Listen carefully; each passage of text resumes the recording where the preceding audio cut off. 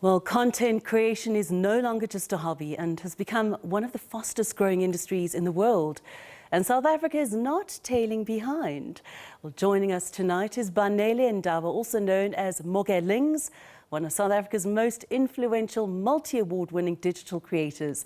Known for innovative campaigns, authentic storytelling and raising the bar in influencer marketing, Banele has become a standout voice in the industry.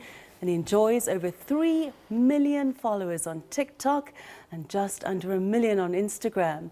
Let's take a look now into his journey and his vision for 2026 and beyond. So, Mogelingz, did I say it right? That is correct, Mogelingz. Mogelingz. All right, so for those people who don't know who you are and don't know where to find you on social media, we've just mentioned TikTok. Tell us a bit more about where your viewers are, your followers. So, my name is Banele Ndaba, Yes. but I am also known as Mogelingz. So Mogelingz is the name of the brand that I have created from my social media platforms. And that is how I've gotten to connect with my audiences on different platforms like TikTok, Instagram, and also YouTube. But I would like to think that one of the biggest platforms that really propelled me into becoming the household brand that I am is TikTok. Yes. So those are the platforms that I'm currently dominating. Yeah. And when did you start on TikTok? When was your first upload? It was in 2019, I'd like to think. This is just before COVID, and this is when the app was introduced. So just a few months after the app was introduced to South Africans, I thought it would be a great opportunity for me to just go there and see what's new and what's special about this new app. And I happened to find a whole new world. Now, then we went into COVID, which meant you had a lot of time. Yes. Which was probably a great thing to grow your followers. 100%. Tell me a bit about that. And what was your focus? What did you focus on? So in 2020, when COVID hit, I was still in matric. I was doing my matric year. And when the pandemic hit, it was such a devastating time for all of us. But for me, looking back, I'd like to think that it was me finding my destiny, because the time that I used being indoors, I used it to my advantage to actually tell stories and also show up in social media and tell stories, because it was such a devastating time for everyone. So I guess for me, I saw an opportunity to be able to entertain people while they are in their homes and in devastation, and just bring more light and more comfort in the comfort of their homes through social media. Yeah. All right, so now I'm going to be a bit of a party pooper. Okay. And bring in SARS. Okay. Tax. Yes. You obviously have an income, am I correct? Correct. So SARS is now turning its attention to the digital economy. So that's everything that you do. Yeah. And how do you see this shaping the future of content creation? Well, Juliet, I think it's a really great thing that SARS is focusing on turning their attention into the creator economy, because this is an economy that is growing rapidly.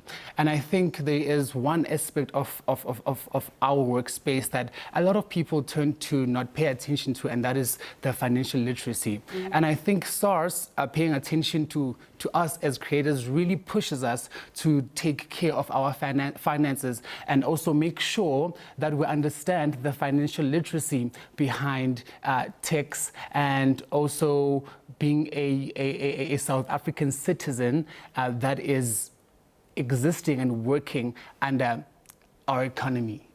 So I think it is, from my perspective, I think it really pushes a lot of creators to also professionalize content creation, and it shifts the whole focus from content creation just being a hobby to a business, because we are running businesses. And I think it also then puts a lot of legitimacy to what we're doing, because then a lot of brands will understand that these young individuals are actually running businesses that are creditable and legitimate.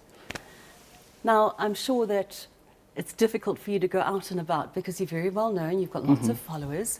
How do you keep the two separate? Because I'm sure you don't want to be bothered all the time when you go out. Yeah. So there's the public persona and then the private persona. Yeah. I think for the longest time I have been trying to find balance. Get a wig. I did. I used to wear wigs. Yeah, I do wear wigs. I think that was the persona that people fell in love with, which is Mogelingz, a very flamboyant, feminine individual. And that is the persona that I created for myself, which really brought so much freedom and so much liberation to me. And a lot of people in South Africa fell in love with that person. And that was the person that I used to offer to my audiences because that is the person that they cherished. And has that changed a bit? Lately, I think it has.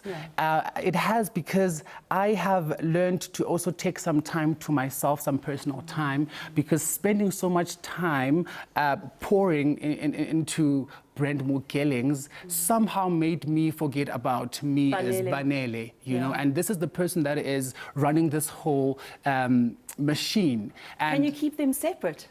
Are you able to? Can I? I think I can. Yeah. I think I can. Along the time, or as time went by, as a creator, I've learned to find ways to differentiate the two people that are existing within my life currently. And yeah. A quick look now into your plans for this year. Yeah. And then just after that, if you could just tell us, please, quick, one piece of advice for new content creators. But let's start with your plans for this year and what your followers can look forward to. I am so excited for this year. I think this is, if not, I feel so confident about the year 2026. I think I have learned and grown so much as an individual from the year 2025. And the growth really stems from the mistakes that I've made and the lessons that have come out of those mistakes, which makes growing and this journey that I'm on so beautiful. So I'm really excited about 2026. And if I was to share any of my plans for this year, it would definitely be tapping into the business space, which I think is what a lot of creators should do and look into for sustainability rather, and also longevity within the creator economy, because we need to be able to find other sources that are able to live outside of social media, like building our own businesses and starting our own companies. And that is something that I'm really looking forward to. And obviously telling more stories like I had always done. I'm so excited for the stories that I'm going to be telling. Well, we look forward to that as well. Yeah. Unfortunately, we've run out of time, but I'm sure that our viewers can certainly catch up with you on TikTok 100%. And Insta. Yes. Yeah. At Mogelingz. So at Mogelingz, at Instagram and TikTok as well. Wonderful. As Twitter. Thank you so much for joining us.